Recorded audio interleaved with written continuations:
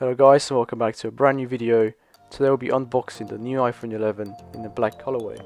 Make sure you leave a like and subscribe so you can see more videos like this, and go and check out my review on the new iPad. So to start with, this iPhone is available in black, green, yellow, purple, product red and white. We've gone ahead with the black version for this unboxing. And yeah, so if you're buying the iPhone 11, you will receive a white box, and if you're buying the iPhone 11 Pro, you will receive it in a black box. Slight difference, but one worth noting before people start asking. So we've gone ahead with the 128GB model, which is the middle ground. So the lowest you can go is 64 and the highest you can go is 256 for the iPhone 11. Here we can see the brand new setup for this iPhone with the two cameras at the back. And new wrapping on Apple's side. We can see that it's not the same way they wrapped the iPhone XR. Here the box is exactly the same as previous years. Apple have still not included a fast charger. Here we go, we're turning the iPhone 11 on, and this is a 6.1 inch Liquid Retina HD display, which is the same as the iPhone XR.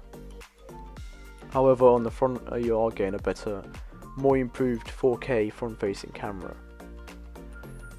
And here we're greeted with the iOS 13 interface, and this will be your software when you buy your iPhone 11 or 11 Pro. And it's obviously the same setup as previous iPhones, and it's the new A13 Bionic chip. So you will be getting obviously increased performance when compared to previous iPhone models, and the new camera setup, which we'll show you later, but it will be a dual 12MP ultra wide and wide cameras at the back that will be supporting this phone. So there are minor improvements of this phone over the XR, but the main one obviously is the back of the phone. The fact that the Apple logo has been moved to the middle now. There is no iPhone text at the back, and the cameras are in a new sort of square setup with two cameras and a flash on the right side of them. Obviously this is going to change the future of iPhones as well, because they'll probably want to add more cameras or improve the current ones. We've already seen 3 cameras at the back of an iPhone.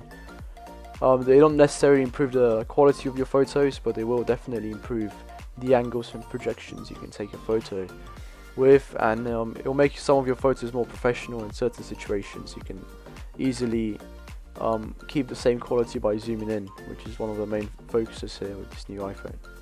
So I would recommend you buy this phone if you're anywhere from iPhone 8 and downwards. If you have the iPhone 10, maybe, but again, you might as well wait for the next model, which will have 5G, and it's rumored to have a huge redesign with the notch up front. Anywhere from, that's why I would say anyway, if you have an iPhone 10 or above already, there's no need to upgrade. But if you have any of those previous models, this is definitely a worthy upgrade. Finally, you can see the brand new interface for the two cameras at the back of the iPhone. So there are some changes from the XR. Here we can see the new feature of the wider field of view, and obviously portrait mode now works on objects. It doesn't have to be a person's face for it to be triggered. You can now use it on objects, which is a long awaited feature, and one that's not present on the iPhone XR. This will allow you to capture more details in your photos, so you can get more things in your photo. And say you're on holiday, this will be great for getting the whole scenery in one photo without having to use other features. When comparing this iPhone to previous models like the 6S, which is a couple years old, there's a big difference. The whole back of the phone is completely different, the front is completely different.